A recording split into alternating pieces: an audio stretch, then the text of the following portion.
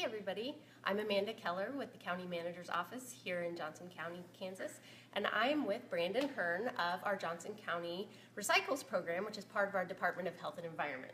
Thanks for joining us today, Brandon.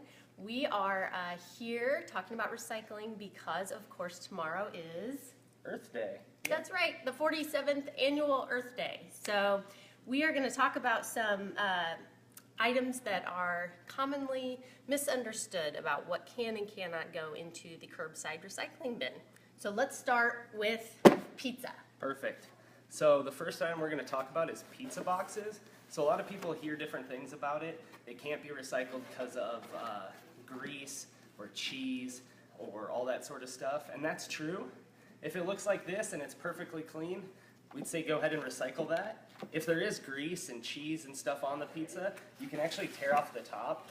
There's perforated lines, and you can actually recycle the top and then just throw away the bottom. Because one of the things that's a lot, when we talk about all this stuff, is if you're not sure what to do with it, it's better for it to end up in the trash than the recycling bin. Really, that's surprising. I think a lot of people would think that, you'd rather err on the side of caution and go ahead and throw it in the bin. That's true. The reason for that is that the contamination can mess with the equipment at the recycling facilities, and it can also lower the value of recyclables, which is the ultimate point of them getting back out into the market. So great to know. Yeah. All right, how about this next one? Receipts. I mean, it's paper, right? Yeah, so a lot of people think that because it's paper. Most paper can be recycled, office paper, newspaper, junk mail, all that sort of stuff. But receipts are a common one that people don't know. And it's the reason they can't be recycled in your regular curbside recycling is because they contain BPA, but they also are a very low-grade paper that, again, messes with the value of the paper. Okay, so throw them in the trash, So better right? just to go in the trash. All right, now plastic bags. There's so many different types of plastic bags. These ones that we do with baking, the Ziploc bags. Can these go in the bin? They cannot, and for the reason for that is that they actually get wrapped in machinery at the material recovery facility where our recycling goes. That's in our curbside recycle bins. Okay. So when everything gets mixed together, the papers and aluminum cans and plastics, plastic bottles, they get sorted, and this sort of stuff gets caught in machinery.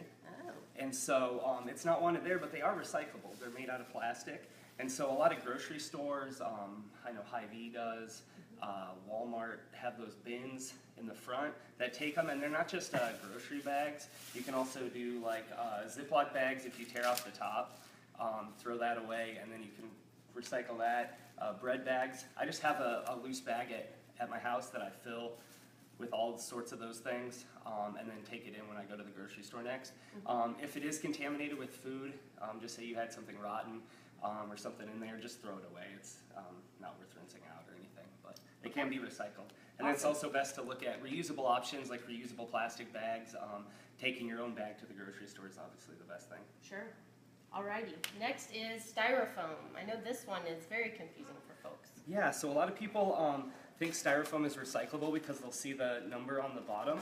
And what a lot of people don't know is that number doesn't mean it's recyclable. It just means it's a type of plastic. So it tells you what type of plastic it is. And Styrofoam is made out of polystyrene, which is a type of plastic.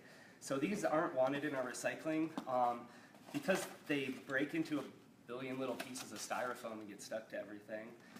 They contaminate the paper and the metals and the different things, plastics. So they aren't wanted. That includes drink cups, stuff like that. So the best thing for those is to avoid them when possible. Packing material like packing peanuts and stuff like that can be often taken to like UPS stores, stuff like that. And recyclespot.org is a really good resource for searching for outlets for things like that. But packing material you can find things for sometimes. Okay, awesome. And I do want to say, if anybody has a recycling question that they want to ask, go ahead and ask it in the comments, and we'll put Brandon to the test and see if he knows the answer. All right, lastly are kind of more miscellaneous types of plastics. Yeah, so a lot of people think that because it's made out of plastic, it can be recycled. Same goes for rubber and stuff like hoses, but kids' toys, Easter eggs, your oddball plastic items, trash cans, cooking bowls and plastic plates and all those sorts of things. Again, kids' toys. Those are sorts of things that aren't recyclable in your curbside recycling bin.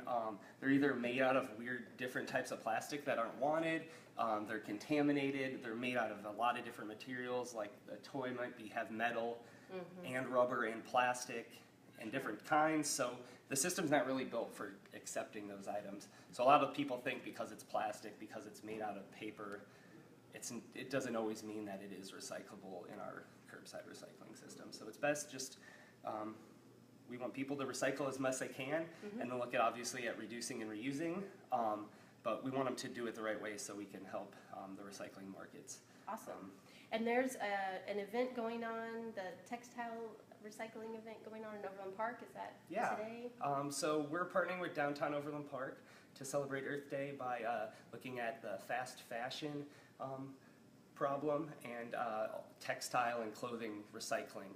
And so the last night, I believe they had a fashion show and a movie screening, and this Saturday on Earth Day, they're having a clothing and textile recycling drive from 8 to 2 at the Overland Park Farmers Market. So there's information on both the Johnson County Recycles Facebook and Twitter pages and the Downtown Overland Park Facebook and Twitter pages.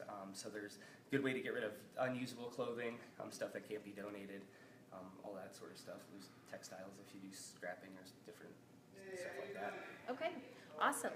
Well, if we don't have any questions. What are some web resources we can access about Earth Day and recycling?